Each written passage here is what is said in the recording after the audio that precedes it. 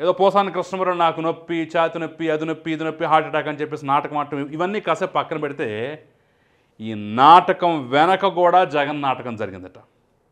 ఎందుకు ఈ మాట చెప్తున్నానంటే ఈ నొప్పి ఈ డ్రామా స్టార్ట్ కాకముందు ఒక ములాఖత్ జరిగింది. ఏది?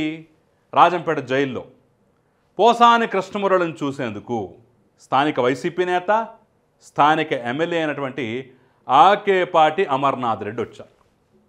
ఈ పేరు ఎక్కడో విన్నట్టుందా? ఈ మధ్యకాలంలో చాలా పాపులర్ అయ్యాడులేండి.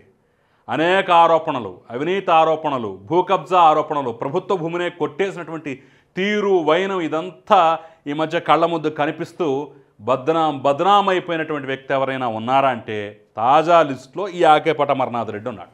మరి అంతటి ఘనచరిత్ర కలిగినటువంటి ఎమ్మెల్యే, స్థానిక శాసనసభ్యుడు, వైసీపీ నేత కాబట్టి మొత్తానికి పోసాని కృష్ణమురళిని వెళ్ళి చూశాడట.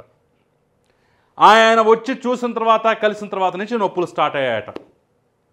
లోపల నాకు నొప్పి, నాకు నొప్పి, నాకు అనారోగ్యం అని చెప్పేసి అక్కడ ఆయన మొదలెడితే డ్రామా, బయటకు వచ్చి అబ్బే అసలు పోసాని కృష్ణమురళి పరిస్థితి అసలు ఏమీ బాగాలేదు, చాలా వీక్గా ఉన్నాడు, పరిస్థితి చాలా దారుణంగా ఉంది, అనారోగ్యంతో కొనారెళ్ళిపోతున్నాడు, ఇంకేముంది ఈ క్షణమా మరో క్షణమా అనేటట్టుగా పరిస్థితి ఉందని చెప్పేసి ఇక్కడ బయటకు వచ్చి సదరు సోకాల్డ్ అమర్నాథ్ రెడ్డి గారు ఆయన డ్రామా ఇక్కడ మీడియా ముందు స్టార్ట్ చేశారు.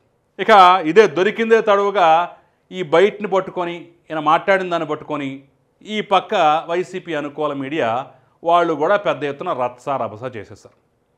ఓ పక్క మీడియాలో బ్రేకింగ్లు, మరో పక్క ఏకంగా ఎమ్మెల్యే వచ్చి స్టేట్మెంట్లు, ఇంకో పక్క లోపల మన కృష్ణమురళి డ్రామాలు.